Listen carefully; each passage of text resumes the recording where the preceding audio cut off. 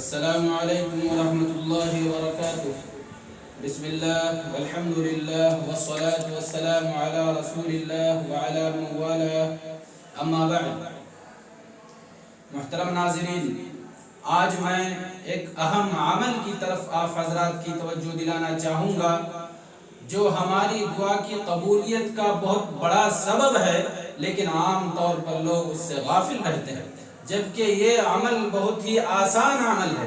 اس طرح کہ جب آپ سونے جائیں تو وضو کر لیں، باوضو ہو کر سوئیں، اور جب رات میں کسی وقت آپ کی نیند ٹوٹے تو یہ دعا پڑھیں: لا الہ الا اللہ وحدہ لا شریک لہ، لہ الملک وَلَهُ الْحَمْدُ وَهُوَ عَلَى كُلِّ شَيْءٍ قَدِيرٌ، الحمد للہ وسبحان اللہ ولا الہ الا اللہ واللہ اکبر ولا حول ولا قوة الا باللہ۔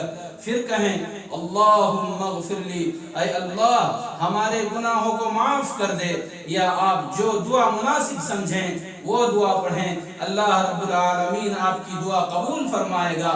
یا اگر آپ وضو بنا لیں اور نماز پڑھیں تو اللہ رب العالمین آپ کی نماز قبول فرمائے گا۔ صحیح بخاری حدیث نمبر 1154۔ سبحان اللہ۔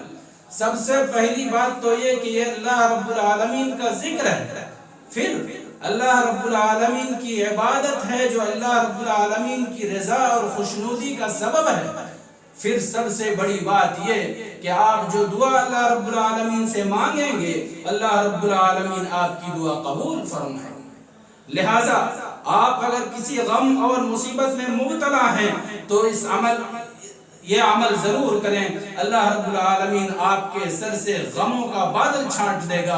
اگر آپ رزق سے محروم ہیں، اگر آپ غربت اور فقر کا شکار ہیں تو اللہ رب العالمین کے سامنے یہ عمل ضرور کریں، اللہ رب العالمین آپ کے لیے رزق کے دروازے کھول دے گا۔ اگر آپ اولاد کی نعمت سے محروم ہیں تو اس نسخے کو ضرور آپ اپنائیں، اللہ رب العالمین آپ کے آنگن میں بہت ہی جلد پھول کھلا دے گا۔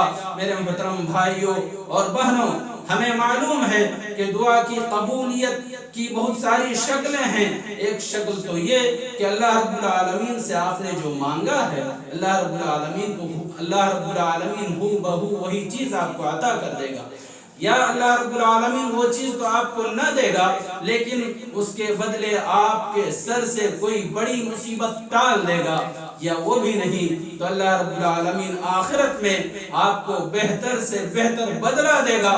گویا بہر صورت آپ کے لیے خیر ہی خیر ہے۔ پھر ہم اس عمل کو اپنے روزمرہ کا معمول کیوں نہ بنا لیں۔